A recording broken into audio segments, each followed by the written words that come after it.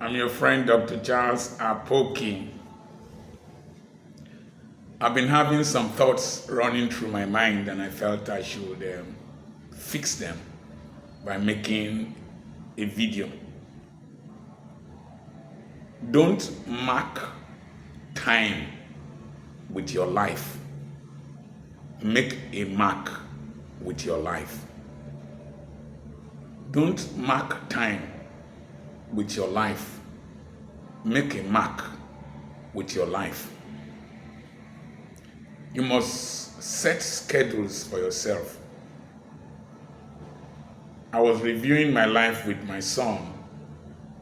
At 13, I entered secondary school. At 17, I finished secondary school. At 19, I did higher school. I taught for 1 year. At 20, I entered medical school. At 25, I left medical school. At 26, I got married. At 27, I had my first son. At 28, I had my daughter. At 29, I had my third child. At 29, I opened my first practice. At 27, I bought my first car. Then, from the age of 30, 31, 32, I built my first house. But at a point, my speed got distorted by a perception that the world was going to end very fast, end very soon.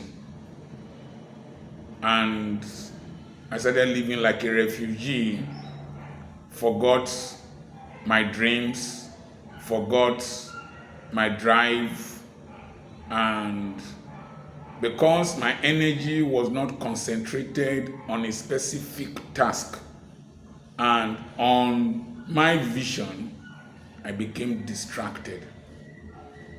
And for 15 years, I was just marking time, just waiting for rapture, doing activities that prepared me for rapture or the end of the world. Until I suddenly realized that even if the world was going to end, I needed evidence to show for my existence. So I reconfigured my mind and I started pursuing my purpose again.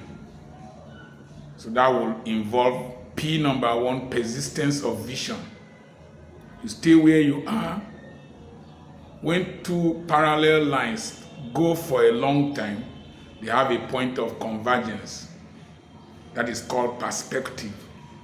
So there is where you are, there is a vision of what you want to become.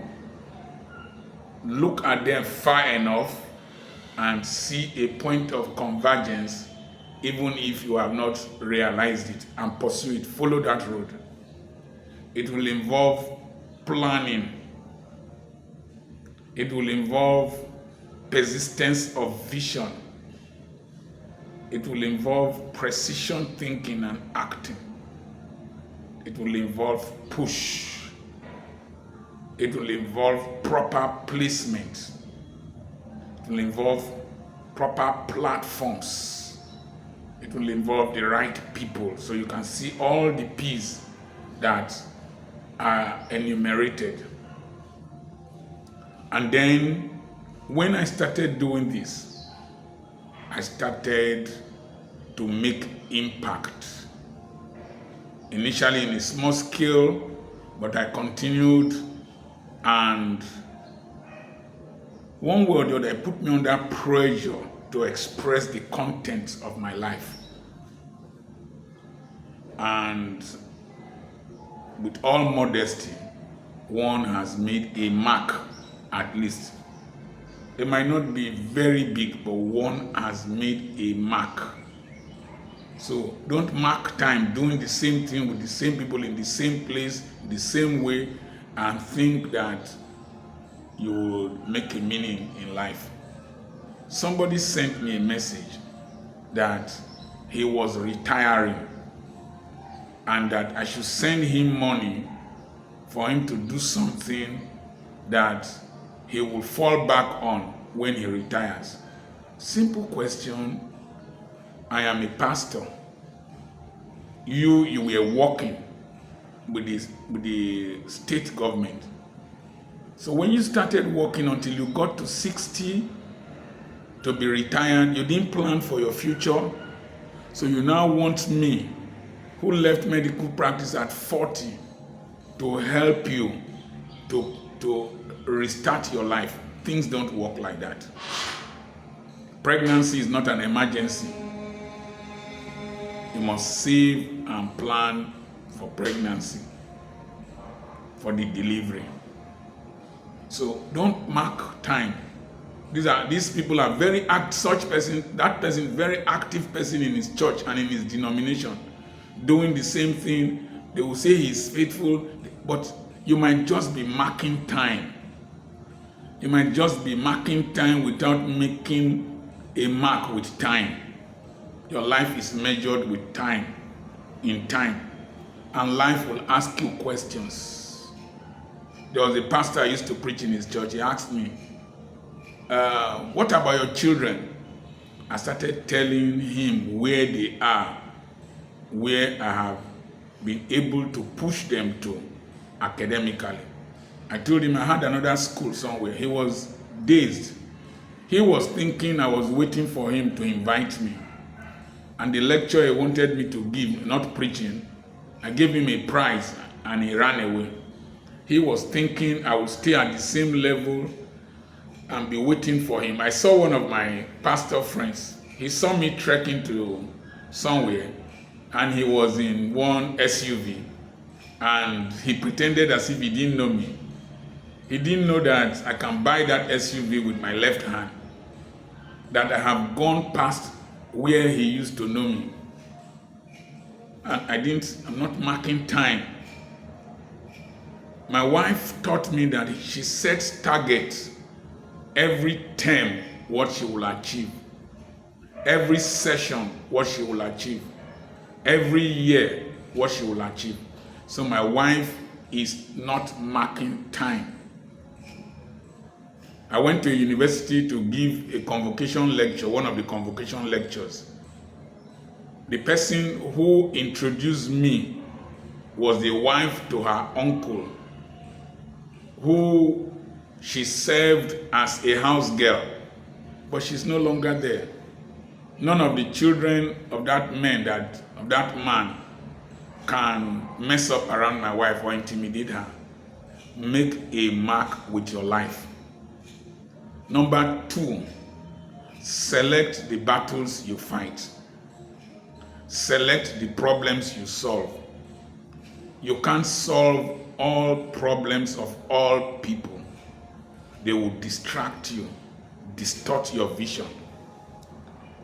I hardly sit down with husband and wife to settle their quarrels. When you were getting married, I wasn't there. When you were in love, I wasn't there. So don't bring me in now when I'm having my own problems. I recently found out that so many tribal issues, I should not get involved. When they want to benefit from being tribesmen, like oil companies want to pay them, they don't call me. I select the groups I attend to and I belong to. Don't invite unnecessary stress to your life. The next thing is that as you get older, it is very important you stay healthy. It is very important that you stay stress-free. It is very important that your mind is intact. So, I always tell myself, what is the cost of making this money? Because the Bible says, what does it profit a man if he gains the whole world and loses his soul? So you can make gain without profit, and then you will make loss. So I always ask myself, at what cost am I going to make this money? Is it at the cost of my health? Is it at the cost of my reputation? Is it at the cost of my peace of mind? So even though I teach entrepreneurship, when you get to this age bracket, you see this gray hair? Even the beards are gray. This is the time to enjoy. I have labored. This is the time of profit. The profit I have is that since there has been fuel price increase in Nigeria, I don't think I've driven to the farm. I call them because I can't do without the farm. I have designed businesses that will generate revenue even if I don't leave this house. So at what cost are you going to make money? At this age bracket, I should be playing with my grandchildren and not running after political office. At this age bracket, I should not be settling communal disputes. I did not create them. You will say I'm irresponsible. Fine. I know where my responsibility lies now. My responsibility lies in influencing the global arena, the global population, making an impact on the next generation. And only those who are willing to learn and follow what I am doing that I'm ready to spend my energies on. I told somebody, see me so time. The person came the wrong way, that I couldn't cancel her. Then she came, I told her, I'll see you at so time. She came at another time, I was booking another appointment. I told her, the time I allocated to you is over. Your problem is not my problem, it is you that has a problem. So, don't let people wear you out now in this stage of your life when you reach this age bracket. So live your life in such a way that you will be independent, you'll be self-actualized, that even if you offend people by not sacrificing your time and your life for them, you can still live an independent life. And I remain your friend, Dr. Charles Apoki. God bless you. Subscribe to this channel, press a notification button, press the like button so that others can learn from this. Share it, and go to my bookshop, petrapublications.com, and buy the materials. God bless you.